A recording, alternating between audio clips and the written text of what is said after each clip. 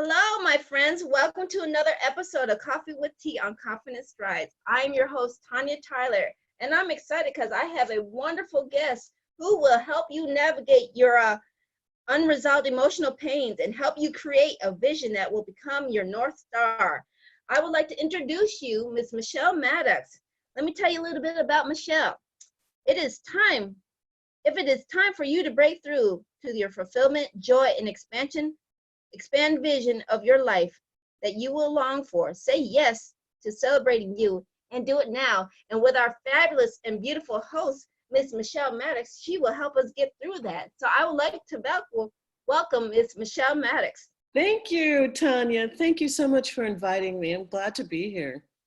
I'm so excited that you came, and I love your energy that you put out. We met last year in Dallas at the E-Women's Conference, and I'm so pleased to see you invited me on your journey of the Cancer Beyond the Cancer group that you created.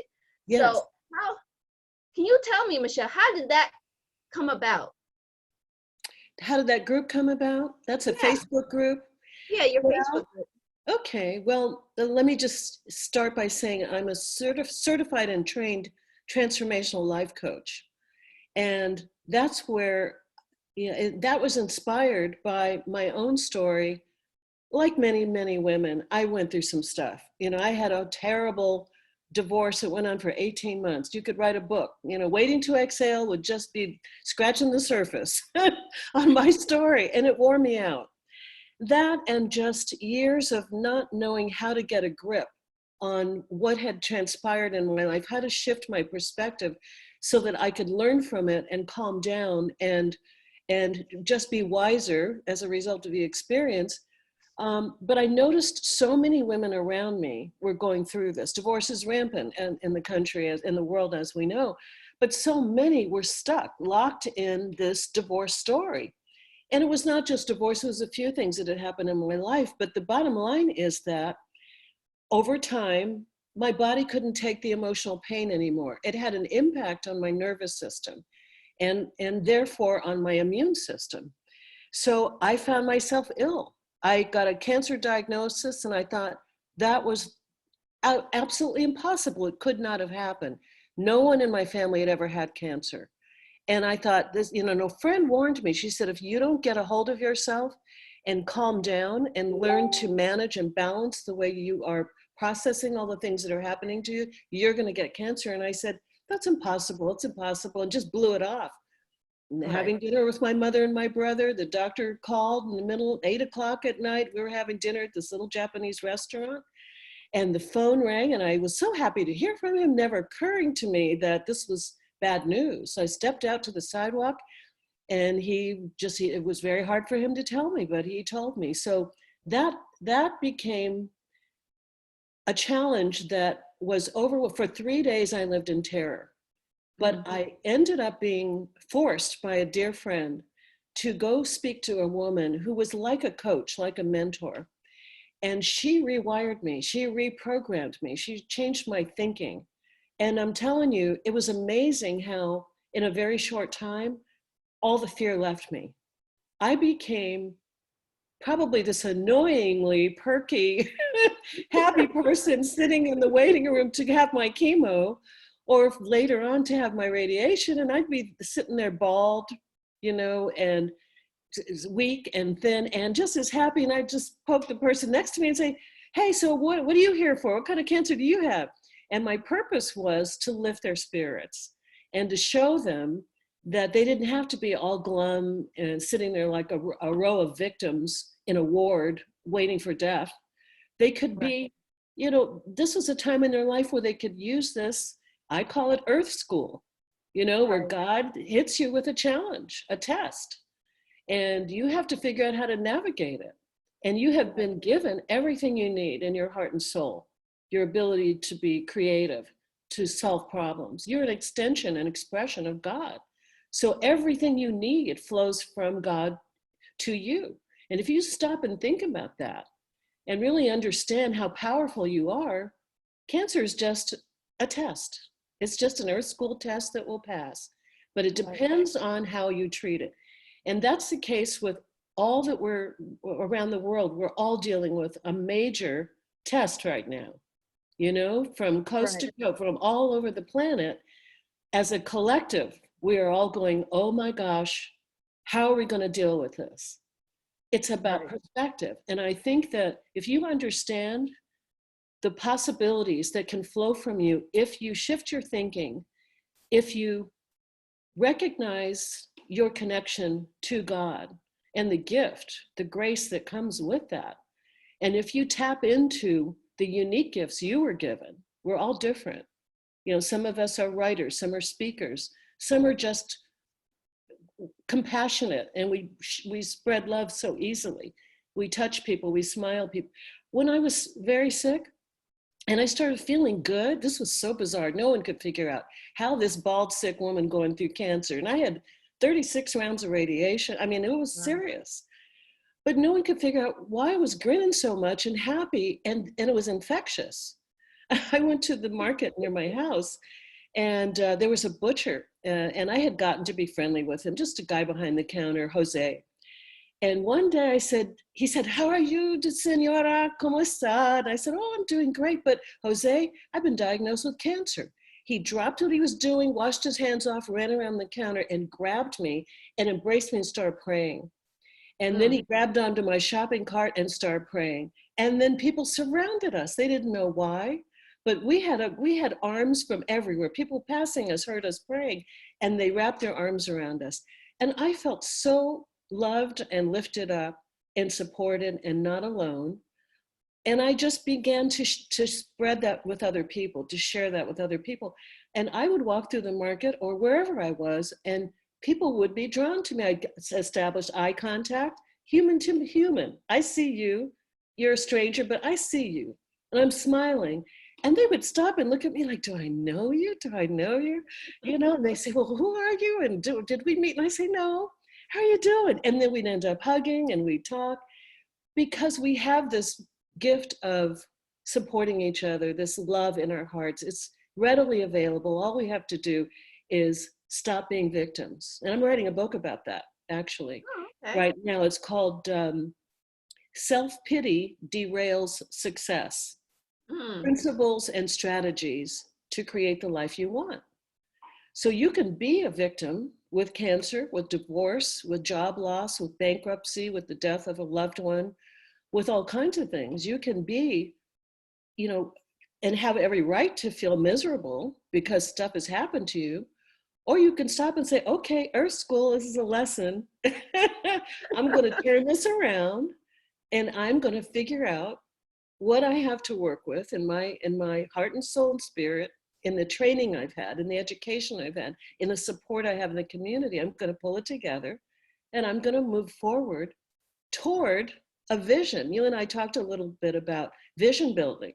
Right. That is a strategy. That's a technique that I absolutely love, and I talk about it a lot in my Facebook group. And everyone watching, I invite you to join our Facebook group. Every evening at 9, I do a live stream video, Monday through Friday.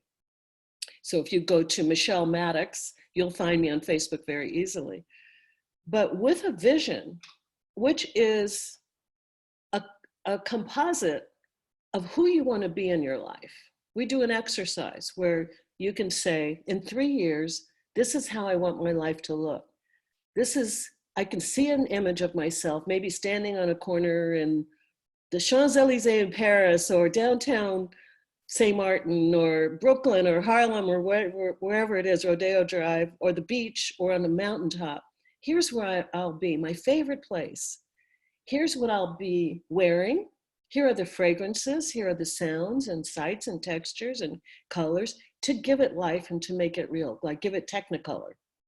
So you do that, and you're describing the outer image of what this looks like, but the most important thing is to sense what your emotions will be. Do you feel pride? Do you feel safety? Do you feel successful? Do you feel courageous? Do you feel loved? What is it that comes with this moment in time that makes you feel extraordinary? That's what lets you know that you're on the right track to activating in the universe, in your relationship with God, signaling to God, I'm ready. I'm ready for the thing you created me to do.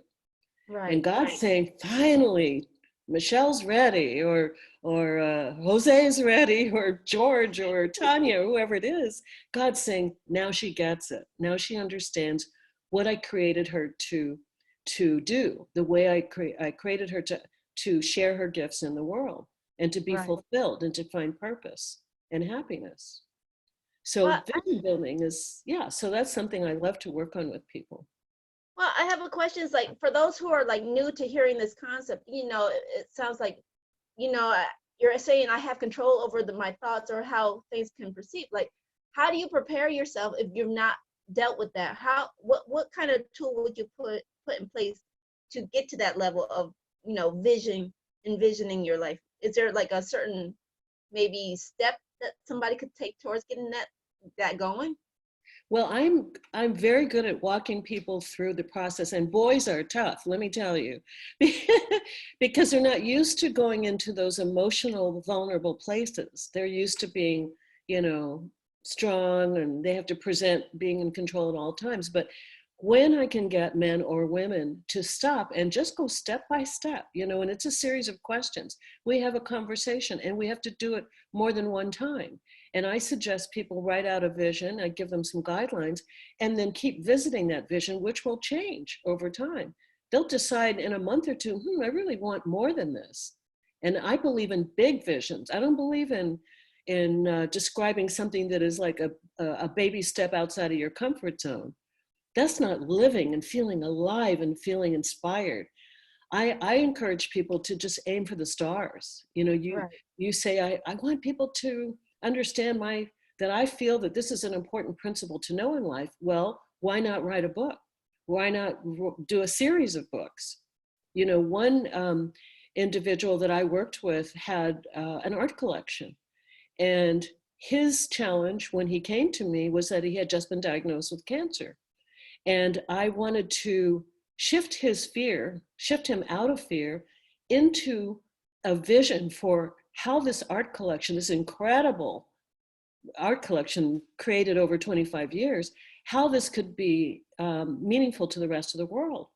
Well, we worked together for about 18 months on the vision. And so now the art collection's been donated to a museum in the Northeast. And now an art institute is being built around the study of the genre of art. Children and adults are being taught about this kind of art. It's abstract expressionism, which I happen to love. But the things that flowed through that. So during that time, he still had cancer. Then he got a clean bill of health. But you know what? He never talked about the cancer. And he said one day, by the way, I rang the bell. And I said, what do you mean? He said, I rang the bell. And when I had my last treatment, I'm cancer free. And I said, you didn't tell me. He said, no, we're working on the art. See how it works. Right. So, He had a much bigger vision for his life than to be ill and to be a victim.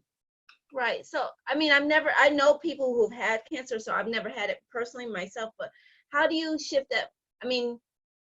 I think a lot of the stigmatism about cancer is changing with more knowledge and stuff, but like, how do people deal with taking that mindset? It's not a death sentence, that this could be something new. Like you said, it's an earth school. How do you change that into creating that to something more positive for them? Is there any way you can share that? I hear you, and I wandered off to your question when I was responding because I got excited about my friend. But there's daily practice that you can engage in. You can meditate. Meditation is a beautiful tool. And I started meditating when I was 22 years old. I had a crisis in my life and I was losing it and I needed to get my center. So I started meditating. And that quells the static and the fear and the anxiety. It chills you out. Then you can also use affirmations. The video I did a couple of nights ago was all about affirmations. And you repeat those and you let those speak to your subconscious, because your subconscious mind, it can be reprogrammed. Your ego, your conscious mind, your ego is designed to protect you. And your ego is going to say, Oh, you need to be scared. You know, doctor gave you this news, you need to be scared. And whatever it is that you're facing in your life, your ego wants you to minimize risk, doesn't want you to experience failure or shame or embarrassment. The ego is telling you with one voice what the subconscious can undo if it's reprogrammed and trained to give you another voice, a small voice that is a voice of courage and confidence. And so you work on that. You can repeat your affirmations, like if it's a matter of dealing with financial stress, you can say, you know, the abundance flows to me effortlessly and easily from sources known and unknown. From, you know, I've forgotten the whole statement that I use, but that's one of my affirmations. And I have 10 of them, all about abundance, that I recite every day. And I just have a belief that I'm going to be just fine. Not only am I going to be fine, I'm going to lead an abundant life. And lo and behold, I can tell you stories about the things that have happened to me, the adventures, the incredible experiences that I've had, and the resources that have come to me. Sometimes they're people, sometimes they are opportunities, doors that open, because I expect them, I anticipate them. So we are energy beings in physical form. We are energy. And when we understand that we can use that energy and direct it or block it, you know, we all understand what karma is. Right. So if you recognize that what you're thinking and saying and the actions you're taking are undermining your journey toward that vision that you want, that North Star that you want, then you can stop and say, wait a minute, I need to correct my thinking. I just said something that indicated low self-worth. That's not healthy. Right. I need to do affirmations every day that I am smart, I am powerful, I'm beautiful, I am capable of attracting and creating everything that I need in this world. You can create that and just keep reprogram, and just understand that it takes work. You don't just wake up one day and say, I don't fear cancer. You don't wake up one day and say, well, that divorce knocked me out, but I'm good now. It doesn't work like that. You have to train your mind. Oh, that's a very key point. Like I said, I don't think a lot of people really realize that you have control over what you do. And I like how you say sometimes, the way I look at it, sometimes you can look at the goals like, is this traction or distraction? Exactly. Is it taking me to my goal or away from my goal? Exactly. How much does you talked about a little bit about hope, and how can we build hope during these, like I said, a lot of the times which you use in your Earth School for cancer, we can use it towards dealing with the coronavirus. Absolutely. Absolutely. So how would you help somebody dealing with their corona anxieties right now? Okay, well, for one thing, turn off the news. You know, we could talk about why the news is giving us what it's giving all day long. I mean, you need to take care of you, summon your intelligence, your faith, and assume a lens, a perception, a lens of positivity, because you can still find so much to be grateful for in your life. One of the things I'm experiencing, friends I haven't talked to in decades are turning up out of the blue, calling to check on me and telling me they love me, and we're sharing stories about our childhood, our parents who have passed on because of our age group. But that makes me just feel so lifted up. So when I say lifted up, I'm talking about my energetic vibration rises. Love and gratitude, those are the highest vibrations in the universe. So if you can keep yourself as much as possible in that level of vibration, you are creating a protective field around yourself. Some people may think that sounds absolutely woo-woo and crazy. So what? It's true. It's absolutely true.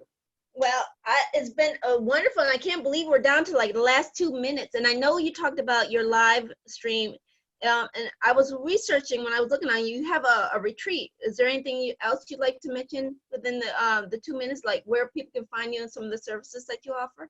Yes, well, no retreat happening at this point. The world has changed. But yes, I do.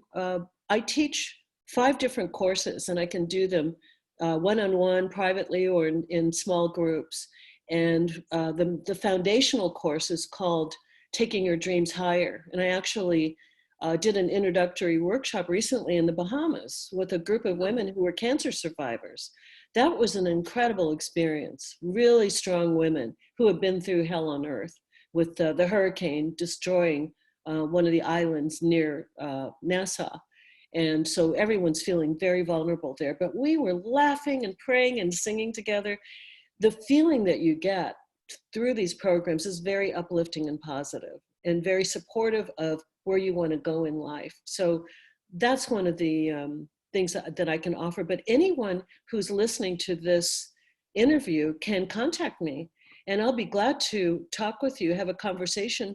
That's just my gift to you. For 30 minutes, we can talk, and we can figure out where you are in your life and what you think might be blocking you, what you perceive to be blocking you from getting where you do want to be in life. Sometimes it's just a matter of your perception. It's not a real deterrent. It's not a real obstacle. So I will offer that. So shall I just give my contact information? No. Yeah. With all the information we will have up, make sure I will put it up in our links when I close out all the information to get in touch with Miss Michele. And what I want to do is say thank you for Michele for coming on and lending her knowledge and her expertise and her wisdom and her hope. And it is inspiring. And I want to say thank you for your time. Thank you, Tonia. Thank you. And I also want to remind everyone, like, again, I will post the links in the comments, and feel free to give us feedback on today's show. I'm excited to hear about the stories and any special guests that you might like to have. And make sure you like, share, and subscribe our videos. And all our premieres will be up online on Confidence Strides and also on Anchor. So thank you, Michele. Thank for you. your time. And I want to thank you for watching, and I will look forward to hearing your comments real soon. Thank you. Thank you.